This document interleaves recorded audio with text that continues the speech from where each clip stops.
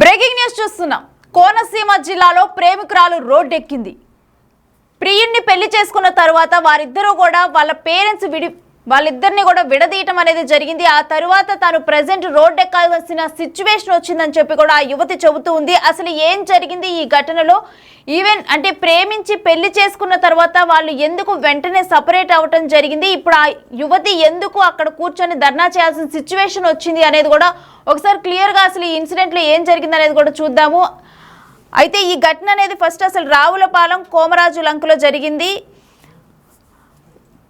వీరిద్దరూ పెళ్లి చేసుకున్న తర్వాత రావులపాలెం కోమరాజు లంకలో ప్రియుడి ఇంటి దగ్గరికి అయితే వెళ్ళటం జరిగింది. అక్కడ వాళ్ళిద్దరు కులాలు వేరు కావడంతో కూడా పేరెంట్స్ ఈ పెళ్లికి ఒప్పుకోలేదు. ఇక వెంటనే కూడా ప్రియుడు కుటుంబం ఇంట్లోకి ఝాన్సీని రానివ్వలేదు. అత్తమామలు ఇద్దరు కూడా తన మెడలో ఉన్న తాళిని తెంచేశారు. తాళిని తెంచేసి వీళ్ళిద్దరినీ కూడా కొట్టి బయటకు నెట్టేశారని చెప్పి ఇప్పుడు యువతి చెబుతూ ఉంది.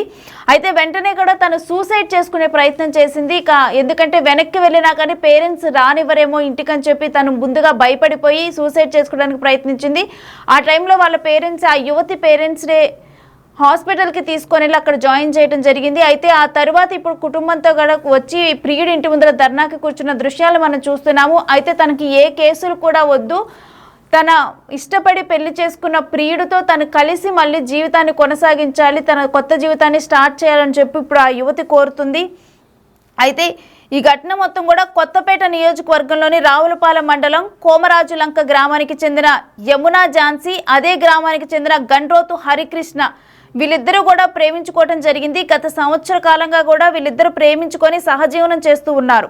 అయితే సంవత్సర కాలం నుంచి కూడా వీళ్ళు సహజీవనం చేస్తూ 10వ తేదీన ప్రేమ వివాహం చేసుకున్నారు. అయితే వివాహం అనంతరం కూడా హరికృష్ణ ఝాన్సీ వీళ్ళిద్దరూ కలిసి హరికృష్ణ ఇంటికి వెళ్ళటం అనేది జరిగింది. అయితే వెళ్ళిన వెంటనే కూడా హరికృష్ణ తల్లిదండ్రులు ఝాన్సీని దారుణంగా కొట్టి ఝాన్సీ మెడలో ఉన్న తాళిని తెంచి నీ దిక్కున్న చోటు చెప్పుకోపు అంటూ కూడా దుర్భాషలాడుతూ కూడా వాళ్ళందరూ ఇంట్లో నుంచి ఆ అమ్మాయిని బయటకు నెట్టివేయటం అనేది జరిగింది.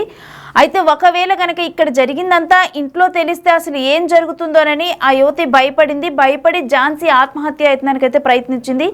వెంటనే ఝాన్సీ తల్లిదండ్రులు అయితే ఆ యువతిని హాస్పిటల్లో జాయిన్ చేశారు. ఇక ఆ తర్వాత అయితే న్యాయం కోసం పోలీసులను ఆశ్రయించారు. పోలీసుల ఆధారాలు సేకరించి హరికృష్ణ పైన అయితే కేసు నమోదు చేసి రిమాండ్కు తరలించారు. అయితే ఝాన్సీ తనకు కేసులేం వద్దంటూ తనకు న్యాయం చేయాలంటూ కూడా తన భర్తతో కలిసి మళ్ళీ తను జీవితాన్ని ప్రారంభించాలంటూ కూడా తను కోరుతుంది. గ్రామ పెద్దల సహకారంతోనైతే ప్రజెంట్ ఎవరైతే ప్రియుడు హరికృష్ణ ఉన్నారో వాళ్ళ ఇంటి దగ్గర అయితే నిరాహార దీక్ష చేపట్టింది. ప్రజెంట్ హరికృష్ణ అయితే పోలీసుల రిమాండ్లో ఉన్నాడు. ప్రజెంట్ ఝాన్సీ వాళ్ళ గ్రామస్తులు పెద్దలు ఎవరైతే ఉంటారో పెద్దల సమక్షంలోనైతే హరికృష్ణ ఇంటికి రావటం జరిగింది. ఇక అక్కడే కూడా వారందరూ బైఠాయించి కూర్చున్నారు హరికృష్ణ ఇంటి ముందలే. ఎందుకంటే ఆల్రెడీ హరికృష్ణతో ఝాన్సీకి పెళ్ళి అనేది అయిపోయింది. పెళ్ళైన తర్వాత ఆ యువతి ఇంటికి వచ్చినప్పుడు కూడా ఆమెను ఇంట్లో నుంచి బయటికి నెట్టేయటం అనేది జరిగింది. దారుణంగా అవమానించి తన మెడలో ఉన్న తాళిని లాక్కొని ఆ తర్వాత ఆ యువతిని కొట్టి మరీ బయటకు నెట్టేశారు. ఇక ఆ తర్వాత ఆ అమ్మాయికి ఏం చేయాలో పాలుపోని సిచ్యువేషన్లో, ఎందుకంటే హరికృష్ణ తన ప్రియుణ్ణి అంటే ఆల్రెడీ ఒక సంవత్సరం కాలంగా కూడా వాళ్ళు కలిసి ఉంటున్నారు. కలిసి ఉన్న తర్వాతే వాళ్ళు పెళ్లి చేసుకోవటం అనేది జరిగింది. ఆ తర్వాత అనుకోకుండా ఇటువంటి ఘటన జరగటం వల్ల అంటే ఇంట్లో నుంచి పూర్తిగా కూడా ఝాన్సీని బయటకు నెట్టేశారు. ఇక తను వెనక్కి వెళ్ళే సిచ్యువేషన్ లేకపోవటం వల్ల అయితే ఆ యువతి ఆత్మహత్య చేసుకునే ప్రయత్నం చేసింది. ఇక ఇప్పుడైతే ప్రజెంట్ హరికృష్ణ అయితే రిమాండ్లో ఉన్నాడు. అక్కడ ధర్నా జరుగుతోంది. అయితే దీనికి సంబంధించి అక్కడ ఉన్న వాళ్ళు ఏం మాట్లాడుతున్నారు, ఈ ఘటనకు సంబంధించి ఏం చెబుతున్నారు అనేది ఒకసారి చూద్దాం మనం. నమస్కారం, నా పేరు యామల ఝాన్సీ.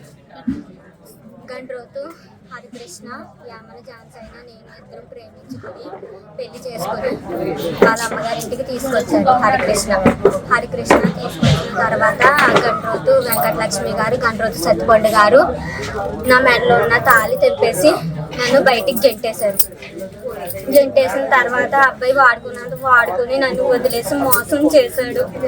అందుకే నా జీవితం ఇలా అయిపోయింది. నేను శారీరకంగా వాడుకున్న తర్వాత నా బతుకు ఈదుల పాలు చేసాడు. నాకు తనతో జీవితం కావాలి. నన్ను శారీరకంగా అనుభవించాడు కాబట్టి నాకు తనతో జీవితమే కావాలి. లేకపోతే నేను ఇక్కడే చచ్చిపోతాను. నాకు తనతో జీవితమే కావాలి. లోకేష్ అన్న, పవన్ కళ్యాణ్ అన్న నమస్కారం. గండ్రోతు సత్తిపండు గారు అబ్బాయి యామల ఝాన్సీ అయినా నేను ప్రేమించుకున్న తర్వాత పెళ్లి చేసుకున్నాం. నవంబర్ 10 పెళ్లి చేసుకున్న తర్వాత వాళ్ళ ఇంటికి తీసుకొచ్చాడు. వాళ్ళ ఇంటికి తీసుకొచ్చిన తర్వాత నన్ను తాళి కట్టినది మెడలోంచి తెంపేసి బయటికి గెంటేసిన తర్వాత నా జీవితం నాశనం అయిపోయిందని నేను సూసైడ్ అటెంప్ట్ చేసిన తర్వాత పోలీస్ స్టేషన్ చుట్టూరా తిరిగాము. ఇలా నా జీవితం నాశనం అయిపోయింది. ఇప్పుడు చావైనా బ్రతికైనా నా భర్తతోనే, ఇంకెవరు నన్ను చేసుకోలేరు. ఆల్రెడీ నా జీవితం నాశనం అయిపోయింది. తలెత్తుకుని బతకలేకపోతున్నాను. చాలా దారుణంగా అవమానిస్తున్నారు నన్ను. లాడ్జీలకి వెళ్ళిందేమో నీ కూతురు తోలకి తెగించుకుందా అంటున్నారు. నా తండ్రి అంటున్నారు. ఎవరి తండ్రి నన్ను అలాంటి కూతురులు ఊరుకుంటారా? అబ్బాయిని రానివ్వకుండా చేస్తున్నారు. నాకు న్యాయం జరగాలి. నేను చావైనా బ్రతికైనా ఇక్కడే ఉంటాను. తను వచ్చేంత వరకు ఇక్కడే ఇలా ఉంటాను. ఫ్రెండ్గా మాట్లాడేవాడు. అలా ఉండగా నన్ను ఇష్టపడుతున్నానని చెప్పాడు.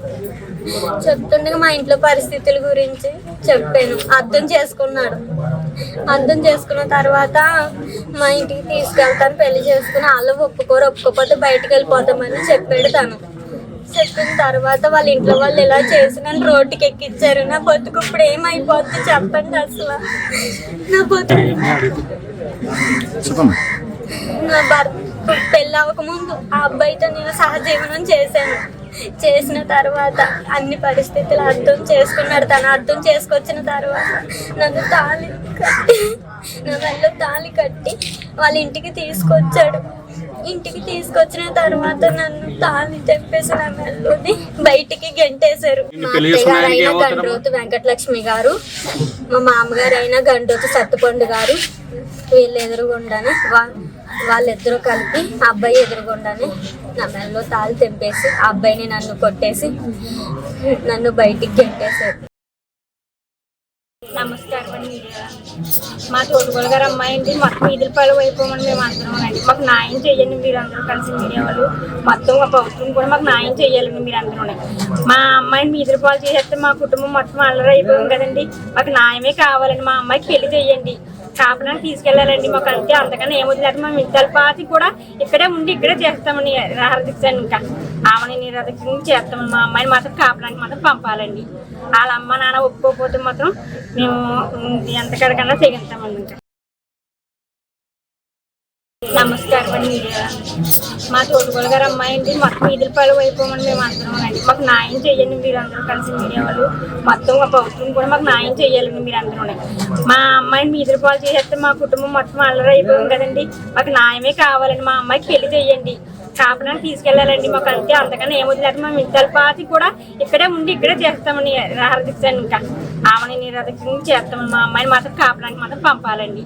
వాళ్ళ అమ్మ నాన్న ఒప్పుకోకపోతే మాత్రం మేము ఎంతకడకన్నా తెగిస్తామండి. ఇంకా నమస్కారం అండి అందరికి. ఏమని ఝాన్సీ అన్న అమ్మాయి వాళ్ళ పిన్నినండి నేను. ఆ అమ్మాయి హరికృష్ణ ఝాన్సీ అని ఇద్దరు లవ్ చేసుకుని మ్యారేజ్ చేసుకుని అత్తగారు ఇంటికి వెళ్ళాడండి. అబ్బాయి తీసుకెళ్ళిన తర్వాత అత్తగారు తాడు తెంపేసి కొట్టేసి ఇంటికి పంపించిందండి. ఆ అమ్మాయి అవమానం భరించలేక సూసైడ్ అటెంప్ట్ చేసింది. అప్పటి వరకు తల్లిదండ్రులు ఎవరికీ తెలియదండి, ఇంట్లో ఉన్న మాకు కూడా తెలియదండి ఈ విషయం. ఆ అమ్మాయికి చాలా మాయమాటలు చెప్పి శారీరకంగా వాడుకుని చేసుకుంటాను, ఇంట్లో ఒప్పుకోకపోతే బయటికి తీసుకెళ్లి పెళ్లి చేసుకుని బయట బతకొచ్చుమని మాయమాటలు చెప్పి పెళ్లి చేసుకుని తీసుకుని వచ్చేసాడండి. ఇప్పుడు అత్తగారు కొట్టేసి తాడు తెంపేసిన తర్వాత ఆ అబ్బాయి దగ్గర సమాధానం లేదండి. ఈ అమ్మాయి ఏమో వెంటనే మా ఇంట్లో ఎవరికి చెప్పకుండా సూసైడ్ అటెంప్ట్ చేసుకుని ఇంట్లో పడున్నదండి. వాళ్ళ తమ్ముడు ఎవరో చూసి హాస్పిటల్ అడ్మిట్ చేసి మా తర్వాత ఈ విషయాలు అన్ని చెప్పారండి. చెప్పిన తర్వాత హాస్పిటల్కి వెళ్ళి కేసు పెట్టి అన్ని తిరుగుతున్నాం, కానీ వాళ్ళ దగ్గర నుంచి మాటలు వెళ్ళకపోతున్నామండి. ఇష్టం వచ్చినట్టు కొలదోసనండి మాటలో. నువ్వు తక్కువ కొలం దానివి, నువ్వు దేనికి పనికిరావు, నలుగురితో తిరిగావు, నలుగురితో ప్రెగ్నెన్సీ చేయించుకున్నావు అని ఇష్టం వచ్చినట్టు ఆ పిల్ల మీద అబండాలు పెట్టారండి. పెట్టి ఇష్టం వచ్చినట్టు అనిపిస్తున్నారండి నలుగురితో. నేను ఈలో మేము ఎక్కడ తలెత్తుకోలేకపోతున్నాం. ఒక రోజు కూడా ఇంట్లోంచి బయటికి రాకుండా బతికిన వాళ్ళమండి మేము. ఈ రోజు నేను తీసుకొచ్చిన రోడ్డు మీద వదిలేహారండి పిల్లని. ఆ పిల్ల కోసం మేము కూడా రోడ్డు మీద పడాల్సి వచ్చిందండి. మాకు ఆ పిల్లకి న్యాయం జరుగుతుంది కావాలండి. ఆ పిల్లకి న్యాయం జరగకపోతే ఎంత దూరం అని వెళ్తామండి. పిల్లతో ఇంట్లో ఉన్న వాళ్ళు ఆడవాళ్ళందరం కూడా చనిపోతామండి అవసరం అయితే. నా పిల్లకి న్యాయం జరగకపోతే ఆ పిల్లకి వాళ్ళ అమ్మ నాన్నకి ఇష్టం లేకపోతే పిల్లని తీసుకుని బయటికి వెళ్ళిపోయి తాళి కట్టించండి. తాళి కట్టించి వాళ్ళు బతకాలు బతుకుతారండి. అంతా కానోళ్ళు మేము ఎందుకు అయిపోతామంటే డబ్బులు లేకపోతే కానోళ్ళు మీరు చేసుకుంటా కుదరదు, పెళ్లి చెయ్యం, మేము డబ్బులు కావాలి మాకు అని అడుగుతున్నారండి. నేను మార్నింగ్ ఏమో ఫోన్ చేసి డబ్బులు సెటిల్మెంట్కి రండి మీరు అని చెప్పి మాట్లాడారండి. డబ్బులు సెటిల్మెంట్కి అయితే ఇన్ని రోజులు ఎందుకు ఉంటామండి, డబ్బులే తీసుకుంటాం కదండి. అయిన ఒక్క రోజు నేను డబ్బులు తీసేసుకుని సర్దుమనుకోదాం. సో తనను మోసం చేశారంటూ కూడా ప్రియురాలు ఝాన్సీ ప్రధానంగా ఆరోపిస్తూ ఉంది.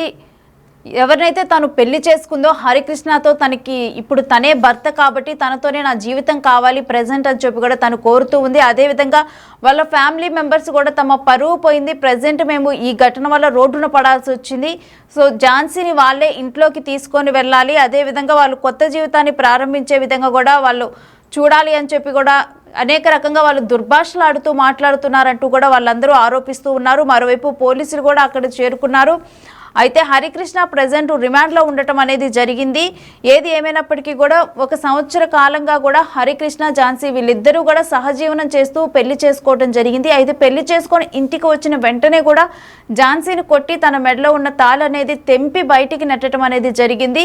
ఇక ఆ తరువాత అయితే ఆ అమ్మాయికి ఏమీ పాలుపోని సిచ్యువేషన్లో తన జీవితం నాశనం అయిపోయిందంటూ కూడా తన ఆత్మహత్య చేసుకునే ప్రయత్నం చేసింది. వెంటనే పేరెంట్స్ తనని కాపాడి హాస్పిటల్లో జాయిన్ చేయడం జరిగింది. ఇక ఆ తర్వాత వెంటనే కూడా ఇక ప్రజెంట్ హరికృష్ణ ఇంటి వద్దకైతే వాళ్ళు రావటం జరిగింది. ఊరు పెద్దలంతా కలిసి కూడా ఏ విధంగానైనా కానీ ఝాన్సీని తిరిగి హరికృష్ణ వద్దకు చేర్చాలి, వాళ్ళిద్దరూ కలిసి కొత్త జీవితాన్ని ప్రారంభించాలి అని చెప్పి ఝాన్సీ కూడా తను ప్రజెంట్ మోసపోయానని హరికృష్ణ చేతిలో తిరిగి హరికృష్ణనే మళ్ళీ తిరిగి తను దగ్గరికి తీసుకోవాలని తన దగ్గర ఉంచుకోవాలని చెప్పి కూడా తన ఇంట్లో ఫ్యామిలీ మెంబర్గా చేసుకోవాలని చెప్పి కూడా ప్రజెంట్ ఝాన్సీ కూడా కోరుతుంది.